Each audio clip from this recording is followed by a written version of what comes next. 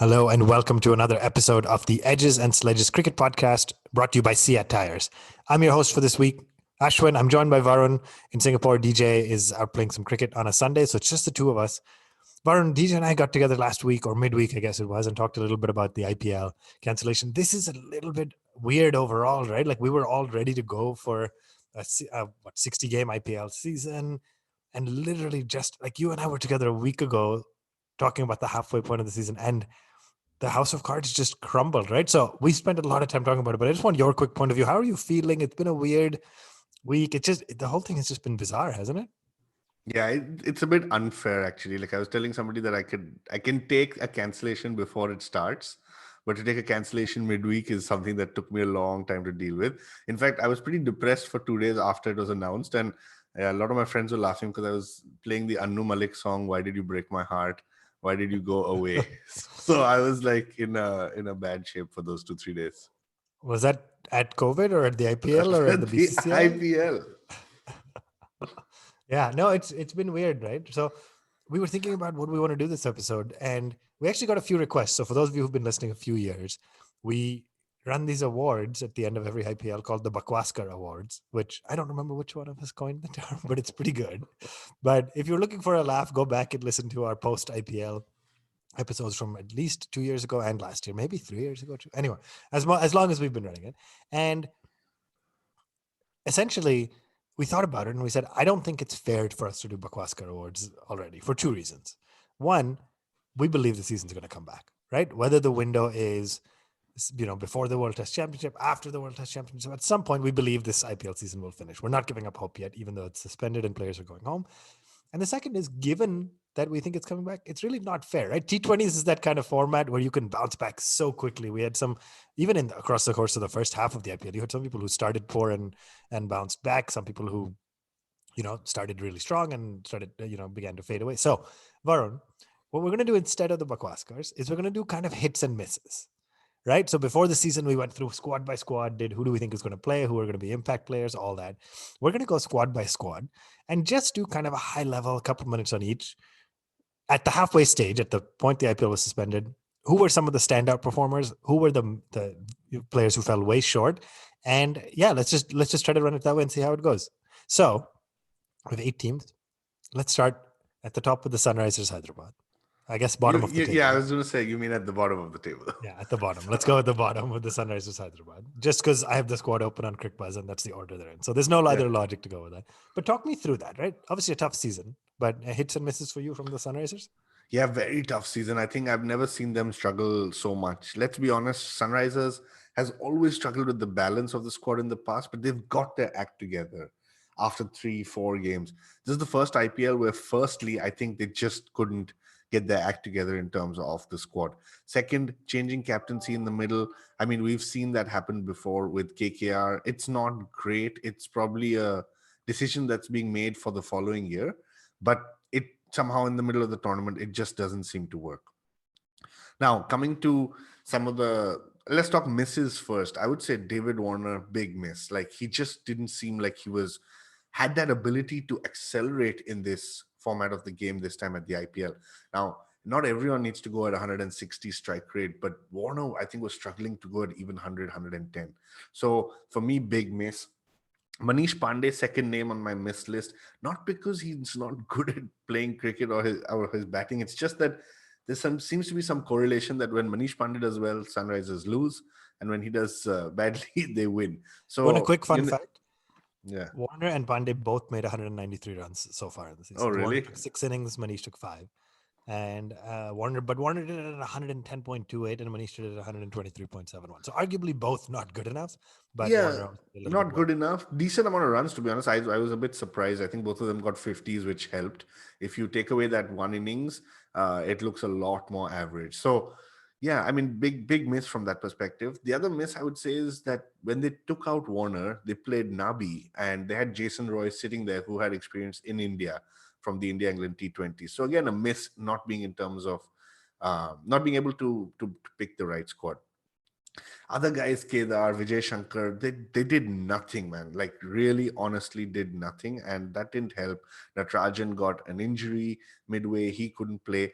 But to me, there are three guys who stood out. One is Bairstow, lovely, clean hitting, good strike rate, got them off to good start. So without Bairstow, I'd fail to think about how they even would have lost the matches that they did. Williamson in the middle order doesn't get the chance. He never starts the first game in the IPL, but claws his way back, has become captain, is a big part of that middle order. And then, of course, the third is Rashid Khan. And it was very interesting to see that a bowler who has always bowled outside the power play in the history of IPL started bowling inside. He gets hit with the new ball a little bit, but he picks up a wicket in every over almost that he bowls in power play. So these are the three standouts. If you ask me, honestly, these have been the three standouts for the last couple of years. And so it just shows that their quality from these players is very good, but overall a terrible season for Sunrisers. Yeah, I mean, sounds like honestly the miss you're saying is the team, the selection, the strategy just didn't come together for them this year, right? Here's another fun fact, and I'm trying to pull these on the fly. There's 8 teams, right? So if I was to ask you, okay, basic math question, but out of the top, let's say 32 bowlers in terms of wickets, Hyderabad should have 4, right? Like just divided by 8 teams. Let's say they had a bad season, they should have 3. They have Wow. one bowler in the top 32 most wickets taken, and that's Rashid Khan, obviously, who's sitting at 5. And then Khalil comes in at number 32, right? So it's just unbelievable. Like the bowlers, which have been the distinguishing factor for them, despite being weak on papers in years past, just didn't come good, right? Yeah, so you see a lot of times you saw the opposition getting only one or have being only one or two down for the entire innings. Obviously, those were taken by Rashid, but there was nothing to talk about. Right. So not a lot to talk about with Sunrisers, but we're going to keep going down this list. And the next team we come to is the Royal Challengers Bangalore. So obviously a much, much better season for them. 6 wins in a row. Strangely enough, still they ended third on the table. Just was it 6 wins in a row? Was it 5 wins in a row? I think it was It five was in a row. 5 in a row. Yeah. 5 in a row. They ended up third on the table at the point of suspension, with Delhi going top, which I mentioned about 8 times on last episode. I'm going to do it again. Anybody who's talked to me will know that the Delhi's sitting at the top of the table right now, and CSK coming in second. But a couple of standouts as I think about the Royal Challengers Bangalore, right? I would not have bet money on saying this at the beginning of the season, but Glenn Maxwell, right? Suddenly gave them options, right? He didn't do so good. He hasn't done so well in the last few years. People didn't understand why he justified the price that he got. I mean, he ended up making 223 runs, including 2 half centuries, striking at 144.8. Just magnificent. So he came really good there. I mean, you also have to give credit to, let's say, Virat and Devdutt Padikkal. Like Virat didn't have the best season, but he still almost ended up with 200 runs, 198. Padikkal had a magnificent century. So honestly, from a batting standpoint, pretty consistent. And then AB de Villiers, when he needed to, he came good. So I don't know, there are no real misses for me on their batting. Yeah, I don't know and if there's anybody you would highlight. no miss. And again, like I faced a little bit of backlash from people I spoke to about the AB and Kohli approach. People keep saying your best players need to face the most balls in T20. Doesn't always work like that. You need to have people who can accelerate.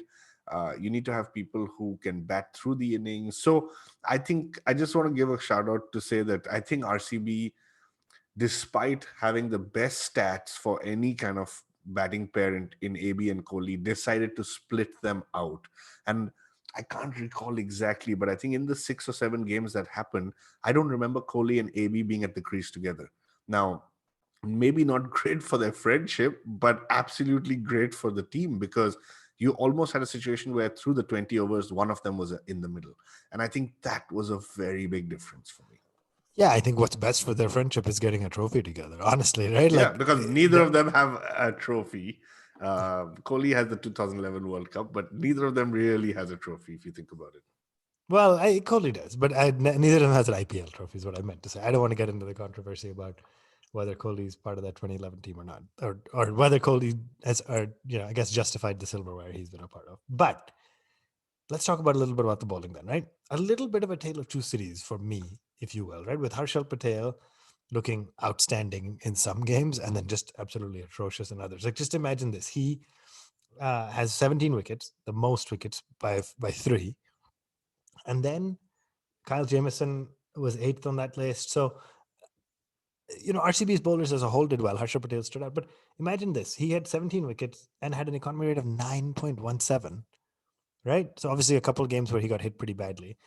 What do you think about Harshal this year? Like, was it okay, he bowled. He happened to bowl in the death overs. He had one good game, and then he picked up a lot of junk wickets. Or were they legitimately good, well-deserved 17 wickets? No, I think they were legitimately good, well deserved 17 wickets. I think, okay, apart from Glenn Maxwell, RCB has had the same squad for a couple of years. And the difference this year was that first they split out their batting order, which worked. But the second is that they gave Harshal Patel the role of being the death bowler.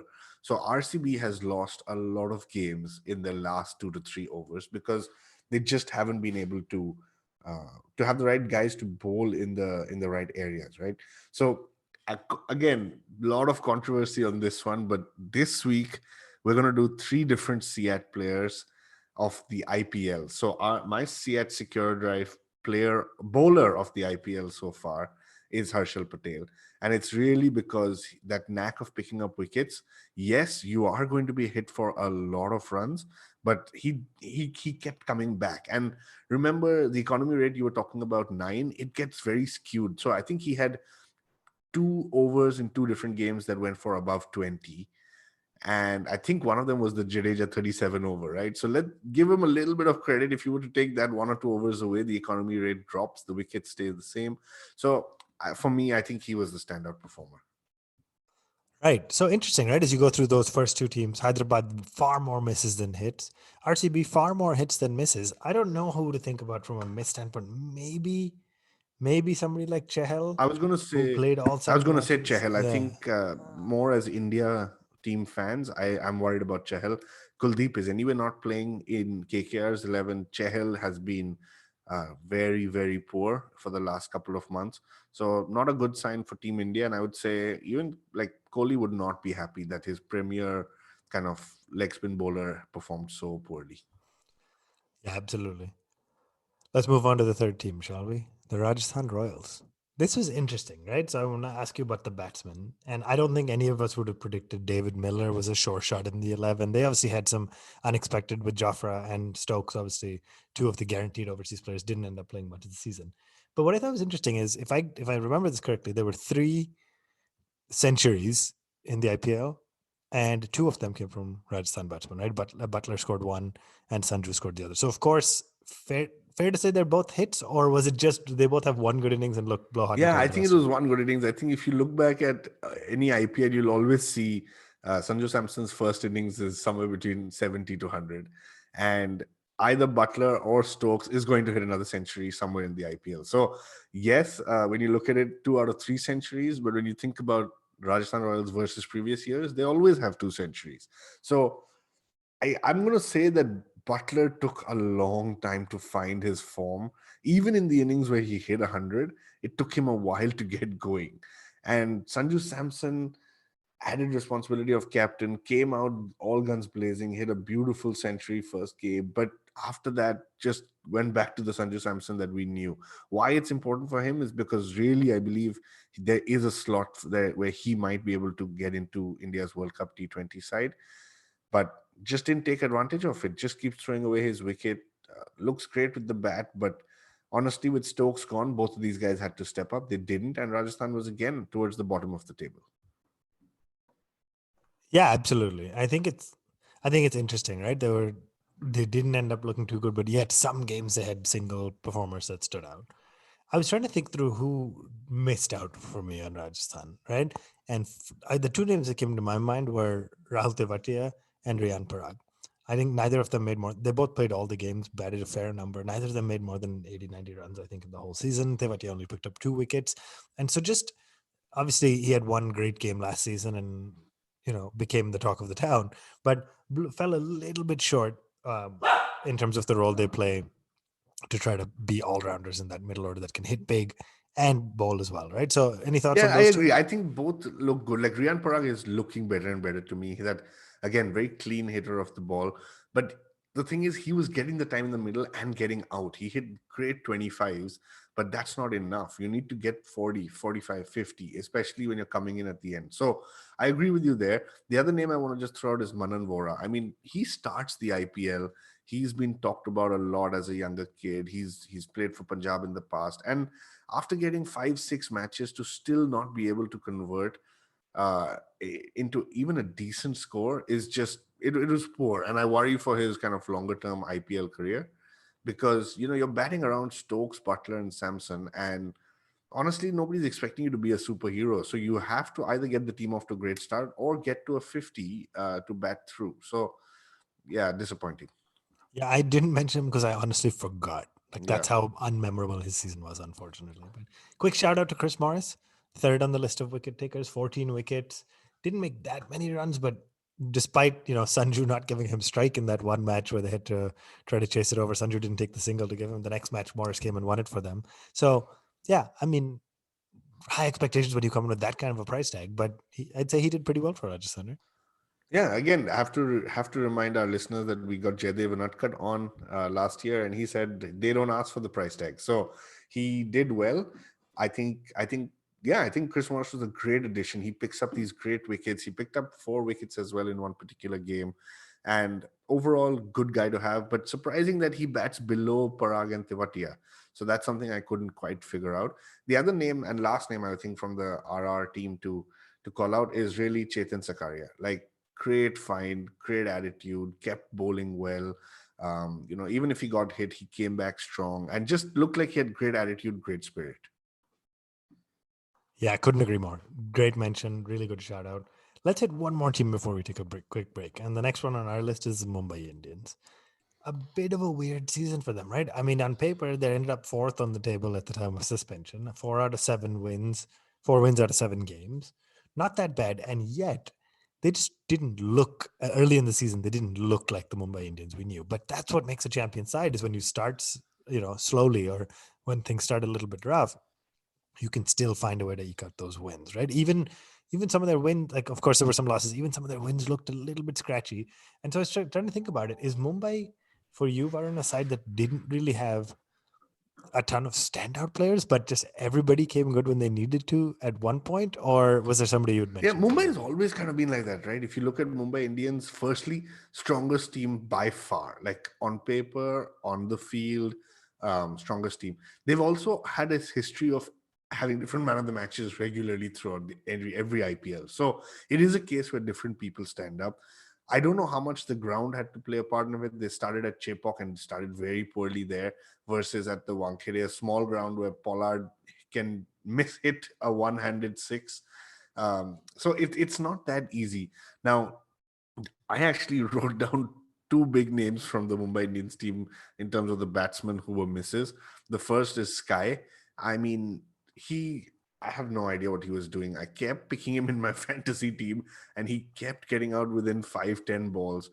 Let me just say 173 runs at 144.1 strike rate, including 150 and an average of 24.7. So maybe the 50 Yeah, skews it it a does, little, but but like that the that's average what is a everyone little says, bit right? That low. oh, Sky's role is to only get 25 runs at 150 strike rate, but you're batting at 3. You're going for the position in India. Kohli is willing to change his batting position for you in T20 cricket, and you cannot go at 25. You can't be at an average of 25. So I really like Sky. I believe he should play for India. He's been a great part of Mumbai Indians, but look, we have to be objective. For the first half of this IPL, he was a big miss for me. Yeah, really well said. Yeah. Anybody else? Like, let's. I think we have one more CEAT player of the Yeah. tournament to give out So here, right? For yeah, so Mumbai. the CEAT Secure Drive all rounder of the IPL so far has to be Karen Pollard. I mean, just the one game where he came in and took 2 wickets and won them the game with some ridiculous hitting that I have not seen before through the middle overs when they were almost down and out. I think it was fantastic. And we talked about this in our earlier episodes that Pollard always comes and does this once or twice. He's like kind of Mr. Dependable for them. There have been points where I wonder what role does he play in the Mumbai Indians, but every time I think that, I kind of get the answer by seeing him. So he's this week's CEAT Secure Drive all rounder of the IPL so far, and equally bad was Hardik Pandya. I don't know what you thought of Hardik, but just to me, very very poor. Yeah, I'm going to try to pull his numbers as we look like 6 innings, 52 runs, Yeah, of which I think 44 of which came in. No, sorry, 22 of which came in 1 innings. Strike rate of 118. Just not the player we wanted. I was trying to think through nothing memorable at all. So more concerning signs for you with I for mean, Team India. again, I just give Hardik the benefit of the doubt. I think he got hit, he got caught out a lot on the boundary trying to hit. So he's gonna have to adjust that. He's I think he's India's best lower order finisher today, right? So give him all the backing, give him all the confidence that he needs. But this IPL, he didn't do his job. Absolutely. And so interesting to go through hits and misses from the first four teams. We're going to take a quick CEAT Tire strategy. Oh, you add something to No, I was add? going to say I think we should have a special call out for Rahul Chahar in the Mumbai Oh, Indians team, yeah. because yes, Rohit Sharma, De Kock, everyone did well in like average of about 2 games each, but Chahar I think bowled magnificently. He really was the standout Indian spinner, of this IPL. And so for me, again, a great candidate ahead of Chahal, ahead of Kuldeep Yadav, shows that variation and says himself that his captain Rohit Sharma inspires a lot of confidence and believes in him more than he does himself. So special call out to him for that. Yeah. 11 wickets, 1-4 for economy rate of just 7.2. So very well said. Good call out. He was fourth highest on the list of wicket takers. When the season resumes, he's going to be gunning for that Yeah. purple cap, right? So with that, we're going to take a CEAT Tire strategic timeout. We'll be back after this break, to talk a little bit about the other four teams, including our very own favorite. And we will touch briefly upon the India squad chosen for the World Test Championship. So don't go anywhere. Welcome back to the Edges and Sledges Cricket Podcast, brought to you by CEAT Tires. If you're just tuning in, Varun and I are going through team by team through the IPL, and just talking a little bit through our hits and misses. It's a little bit hard to do because it feels like we're talking about a season that's done, and yet we're holding out hope that this is a little ahead of the halfway point, and we're going to be able to finish the season, squeeze it in somehow. Obviously, priority is everybody's safety and managing COVID in India first, but we're hopeful that cricket will come back at some point. Let's talk about your least favorite team. The worst. The team you love to hate. The worst team is what you said. Well, they were seventh. They were eighth on the table. That's because they didn't have enough time. Oh, you think they will get there when the season catches back up? And of course, if you haven't been following Varun's love-hate relationship, that we're talking about KKR, right? Bizarre season. 7 matches, just the 2 wins. Morgan started out looking scratchy. The 3 Indian guys at the top, Gill, Rana, and Tripathi, started out looking great. Narayan couldn't really figure out his role specifically. And then, of course, Varun and Sandeep were the 2 first ones to be at least, diagnosed with positive with COVID. 2 of 4. So that let's hope that it doesn't spread much within the team, because we know what COVID can do, right? It can spread through everyone. So we saw Prasidh Krishna also yesterday announced. So let's hope everyone is safe. Yeah, I couldn't agree more. So let's talk about the first 7 games and a little bit of the hits and misses, right? Their highest run scorer only made 201 run. Like, just think about this, because Warner made 193, and he was and a you myth. said he was a myth. Rana was their highest run scorer, who made 201, 80 of which came in that one innings. Tripathi made 187. So you could argue everybody stepped up a little, but you could also say nobody did good enough, right? Who are your kind of? Let's start with misses on KKR. Who are Actually, your big misses? there are no hits. I can't think There's of a no single hit. Genuinely, I'm not saying this to Pat Cummins just picked up 9 wickets. Prasidh and Varun picked up 8 and 7 wickets respectively. So I can see some bowlers who did okay, maybe not a hit necessarily. yeah. So mostly misses for me. First miss is the inability of the team to change anything quickly, right? Like if Gil Tripathi and Narana are an inexperienced T20 top order, you should have figured out early on that something needs to change. You need to have an experienced player. So first miss is for their team strategy, mainly for Brendan McCullum, I think, because after the 7th game, he said there will be changes. And I mean, nothing stopping you from doing something different at the start. So I would say Gill was my biggest kind of miss when it came to their batting lineup. So much promise, so much talent. Everyone's talking about this kid and just failed to deliver, right? So kind of making us all believe that, he's a test batsman. He just can't accelerate, which I think he's a class player. So he should really work at it, work on his game, work on accelerating and come back strong. I would say Shakib was also a miss for me. Didn't pick up too many wickets, couldn't accelerate, was probably batting at the wrong position, but that was a tough one. Sunil Narayan also didn't do that much. Morgan, I think, played probably one good innings, where 47 not out, where he won that game for them. But apart from that, I think couple of ducks, very low single digit scores. So, like I said, nobody really stood out. Russell, you can't talk about KKR without talking about Russell. He's been a mixed bag for them the last couple of years. When he gets going, there's nobody better than him. Like between him and Gale, I think they're probably the best T20 players around. But it takes a lot for them to get going. Like he doesn't do it regularly. His shots are ugly but effective. And yes, I was actually most impressed with his death bowling. Morgan started bowling him 2 overs at the end of every innings. He was going round of the wicket, not giving right-handed batsmen any space. And when you watch 2 games of him doing that, you're just like, let's wait and see how he does this to AB de Villiers, because that's the real test. And AB de Villiers just tonked him all around the park, got his line length off. And so, yeah, I mean, Russell, I think, did better than some of the others in the team, but overall, poor season so far. Yeah, well articulated. Not a lot to add there. Just a tough season for the KKR in general. No real standout performer. Like I said, a couple of special mentions to Cummins, Chakravarti, Prasid, who did okay with the wickets, but you needed one of them to step up and play even better. All right, 3 more teams to go. Next, we're coming to the Punjab Kings, the newly christened team. New name, not quite a new fortune, not quite the turnaround in fortune they had hoped for. They were sitting at the time of suspension in 6th position with just 3 wins out of 5. The last match of the season before it got called off or before it got suspended was obviously against Delhi, where Delhi was able to take that victory home. So as I looked at Punjab, I mean, we don't even need to talk about Nicholas Pooran as a miss, right? No questions asked about it.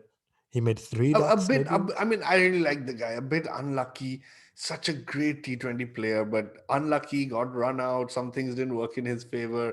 And then just had, I think that poor form kind of just translated into low scores, even when he wasn't getting run out. Yeah, I don't know if unlucky is necessarily how I'd say it. I mean, what was he at 4? He averaged 4.66 at a strike rate of 84.84. He made 3 ducks, one score of 9, one score of 19. Just not good enough. But you're right. I guess there was a little bit of misfortune there as well. But a couple of interesting things I would highlight. I'll talk through the batting. You can talk through the bowling. But KL Rahul looked really good. There was a couple of games where we said, "Oh my gosh, same old KL Rahul batting too slowly, no strike rate, etc." But he ended the season at a strike rate of 136.21, made 331 runs, including a magnificent 91. So I think he was figuring out how to get to, let's say, 30, the first 40 runs or so at a run a ball, and then accelerate. And it was interesting in that last game of the season, Mayank won man of the match and followed the exact same template. Won the man of the match in a losing cause In as captain. as captain, made 99 not out of 58 balls. And similar thing though, his first 35-40 were close to a run a ball, and then he just accelerated. So special shout out to the two of them. I think very difficult when nobody else steps up with the bat. I can't think of a third batsman. Maybe Gale had one good innings, but I can't think of a third batsman who I'd say was a good contender for a hit there. Anything to add on batting? Otherwise, I'll let you do the bowling.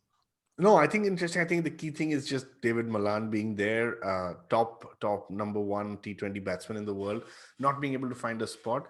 And I want to just mention Deepak Hooda. I mean, he's been through a lot of kind of tough time in the last 6 months, from a domestic cricket perspective, and the whole fight with Krunal Pandya, etc. But he came out and he played some really big shots, great innings, bowled in almost every game. So I think, yeah, special shout out to Deepak Hooda. In terms of the bowling, I mean, again, like Murugan Ashwin started the IPL, wasn't great, and you left Ravi Bishnoi out, like this kid who's been doing so well for you, clearly a good fielder. Look at the 2 catches he took, but you left Ravi Bishnoi out. Mohammad Shami coming back after an injury, like I think he's dependable, but again, the second one for me is Chris Jordan. You didn't start the IPL with him as well. He's like a death bowler specialist in T20 cricket.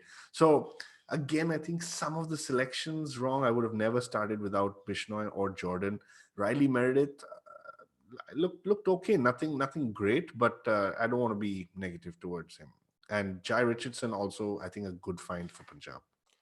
Yeah, I mean, again, when you're sitting 6 on the table, obviously you didn't have any major success stories, but I 100% agree with you. I mean, Bishnoi got hit in the Delhi game a little bit. But other than that, 2 for 17, 2 for 21, and 0 for 19. And yeah, 0 for 19, like no wickets in that game, but 19 runs in a 4 overs.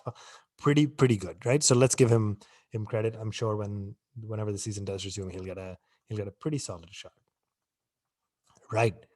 2 teams to go. We're gonna first do our favorite, which I think we could end up spending much more time on than we need to. But let's start with the Delhi Capitals. Varun, I'll let you do the batting here. I mean, clearly 2 standout performances. I know you're going to mention a couple of the misses as well, but pretty good season, right? Yeah, and you mentioned Ravi Bishnoi got hit by Delhi Capitals. Who didn't get hit by the Delhi Capitals? I mean, every team had kind of had to face the top order duo of Dhawan and Shaw. And Number 1 so and number 4 on the run scorers list. yeah, absolutely. Between them, Completely. 688 runs. Dhawan at 380, Shaw at 308. Excellent. I think this Cricket Info does this smart stats, um, and I'll be honest. I need to read more into what exactly that means. But Dhawan and Shaw are number 1 and 2 when it comes to batsmen start smart stats or smart runs. So I think what that means is they contributed to the team wins. They started off well. They played long. They had the best IPL power play scores in the IPL, and so that's why this week when we had to do our CEAT Security Drive batter of the IPL so far, or batsman of the IPL so far, we couldn't give it to just one. So we have to give it to, as Ravi Shastri said, the experienced player and the young Turk duo of Shaw and Dhawan, who honestly just rocked it this IPL. So excellent from both of them. However, we do have to say that apart from the two of them, there was not much to write home about in the Delhi batting lineup. Pant is going to be a miss for me, not just from his captaincy perspective. He's learning. Let's give him time there, but he has lost that ability to hit the sixes. He's not being able to do that. He is getting boundaries, but it's looking tough. Limited over cricket is looking tougher and tougher for Rishabh Pant. Somewhere where he started out, so he needs to work on this a little bit. He needs to not kind of lose that ability to hit the sixes. Steve Smith never really got going. Marcus Stoinis, complete disappointment, and Shimron Hetmeyer, I had to say his name correctly because we call him something else. But I think he was really good. He was standout for me.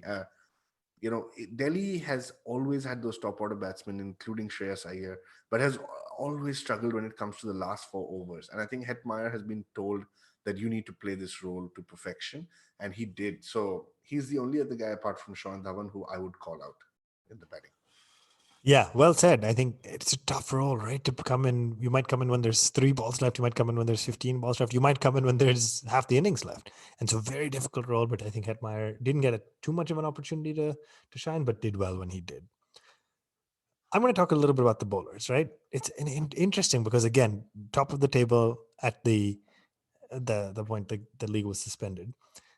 What I think is interesting is if anybody had said, let's look at the lineup of Indian bowlers, right? From a quick standpoint, you have Umesh Yadav, Ishant. There was a lot of excitement about Lukman Meriwala coming into the auction, etc., as a younger talent. Then you've got Nokia and Rabada. And if you had told me the standout bowler for Delhi was Avesh Khan, I mean, I would never have assumed that, right? I don't even think he was in any of our playing 11s before the season when we were predicting. Yeah, and what I really loved is there's this video on the Delhi Capitals Instagram page where Ricky Ponting called Avesh Khan the unsung hero. And then the match after that, Avesh Khan is walking off the pitch after bowling, and everyone's congratulating him, and he's going around saying, "Yep, I'm the unsung hero." So That's everyone so was like good. laughing at him for that, but really well done. I mean, he was hitting the right line and length, getting the Yorkers in, getting wickets in the middle overs. So yeah, while there's an Amit Mishra, there's Akshar Patel, there's a Ravichandran Ashwin, Rabada, Nokia, like you said it, he was the standout and super. Like just very, very happy to see him bowling so well. Yeah, couldn't agree more. 14 wickets. The other quick shout out I'll give was maybe a little unexpected is Lalit Yadav. I think interesting, right? He only bowled in 4 innings, picked up only 3 wickets total, 2 of which came in one match, but bowled an economy 11 overs at an economy rate of 6. Just very tight, very disciplined bowling, and in a side where Ashwin had left early, right? Gave his captain some options. So great to see that. I think he's gonna leave a lasting impact on the IPL, especially for the Delhi side. So great to see. But yeah, hey, a lot easier, right? More hits for Delhi. Anything to add on the Capitals? Yeah, nothing else to add. I think good season. I hope the Delhi Capitals comes out strong in the second half of the IPL whenever it happens, because our history hasn't been great over the last 12 to 13 years, but very, very good performance from them so far. All right, final side, fighting with the Delhi Capitals for top spot. The naysayers will say that Delhi got the top spot because they had one extra game. But as far as I'm looking at the point table at this point, CSK is sitting in second. But the Chennai Super Kings, I mean, what a magnificent response to last season. Not a lot of changes in terms of their team. Probably one critical one was the inclusion of Moeen Ali. So I have to assume he's a hit for you as he was for me. I mean, made 200 plus runs, gave them a bowling option. The top order did good. Faf made 320. And Yeah, go ahead. just to add, the hit is not only picking Moeen Ali, but also MSD playing Moeen Ali at 3. Nobody has done that in the past. And you may have sent him for one innings, but he made him consistently bat at 3, a position that is owned by Suresh Raina for CSK. And Raina had to push himself down the order. Yeah, I mean, incredible. And those are the kind of moves that when they don't work, people like make laugh and joke. And when they work, it just comes off as a masterstroke. And we've seen MS time and again as skipper in his career just make those decisions that work and leave an incredible impact. So I would say Faf, no question, probably a hit. Moeen Ali, of course, a hit. Let's talk a little bit. I mean, from a bowling standpoint, Cheher had one or two really good matches. Sam Curran would look pretty good. Let's talk a little bit about the misses. Varun, did you have any major misses for the Chennai Super Kings? Yeah, I think your favorite player, actually, Shardul Thakur, Oh, of course. didn't. I picked him for the purple cap, and that's the only reason he didn't do well, I think. Yeah, no, I think so. Let me give you like my perspective on Chennai. They sorted out their batting. Ambati got just a bloody brilliant knock. I can't believe that he hit that I mean, you against gave Mumbai. Pollard that award earlier, right? Sorry to Yeah, interrupt, but Raidu's made 72 of 27, yeah, and we will not remember that knock because of Pollard's and innings. that's That's kind how of been his incredible. career so far. That the game in which he scores 70 to 27, you lose, and you talk about the other person. So I think somebody like Raidu is probably immune to this by now. Like he's got enough thick skin to know that it's he's not going to be remembered. But Ruturaj Gaikwad, I just want to give one shout out to him as well. I think between Devdutt Padikkal and him, they were really the emerging kind of stars for India. Coming to the bowling now, the bowling right is where I think Chennai is going to have some issues unless some of their key guys step up, because the batsmen were winning you the game. Yes, there were games where Deepak Chahar got 4 wickets in the first 4 overs, but apart from that, he was a bit hot and cold in alternate matches. So he would either take 4 wickets or take 0 wickets. There was nothing in between. Shardul Thakur going for runs, not taking wickets, a bad sign. Ingidi also going for a lot of runs. Sam Curran not at the top of his game. Jadeja not at the top of his bowling game, I would say. Um, so I think Chennai, honestly, let's be honest here, they have been better than Delhi this season so far, especially on just from a net run rate perspective. If Chennai had played 8 games, they would have been number one, but they do need to watch out for their bowling a little bit. Yeah, you mentioned Jadeja a little bit weak on his bowling, but special shout out in that match where he picked up 3 for 13 and made, hit those ridiculous runs and just had a couple of outstanding games. I mean, I'm a big fan. We all are big fans of Jadeja. So, right, Varun, I think that brings us to a wrap for the 8 teams. I know we have to wrap this up pretty quickly, but in addition to the IPL, the other announcement that happened today or this week was India's squad announcement for the World Test Championship final against New Zealand in England. Right. So a lot of things to potentially discuss. There's a crazy quarantine thing. They have to do 10 days in India before they leave, then 8 days in England. And of course it's not easy. And we feel for the players during these tough times. But let's talk through the World Test Championship squad. I will say from a batting standpoint, I feel a little bit harsh on Shaw because he had a tough series in Australia, but has bounced back well. But we've always said on this show, it's tough to use limited overs performance to guide a test selection. So probably the fair call, right? Any other surprises for you from a batting standpoint? What about Hardik Pandya? If he's not consistently bowling, does he belong in your test squad for you? No, and I think we have said that, and Kohli has said that if Hardik Pandya is not bowling in Test cricket, he doesn't have a place in the side today, because he's not reached the stage of playing as a pure batsman only in Test cricket.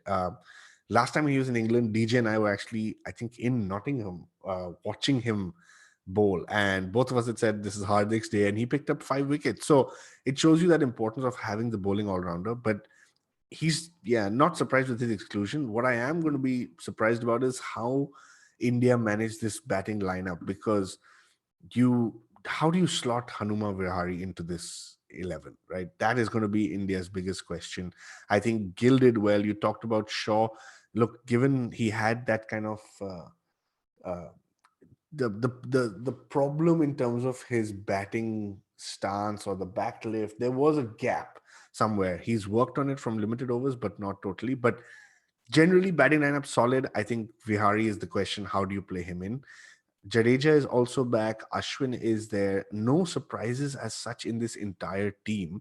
I think the only challenge for India is going to be who do you pick on that day, because remember, for the World Test Championship you don't have the luxury of saying, I've got 3 matches, I can rotate my players, different grounds, different skill sets. You have one game, and honestly, I think you're just trying to just counter Trent Bolt in that final. So how does India go about this? Do you go a little bit more batting heavy, given the record against New Zealand Pacers and in England that India doesn't start off well with the bat?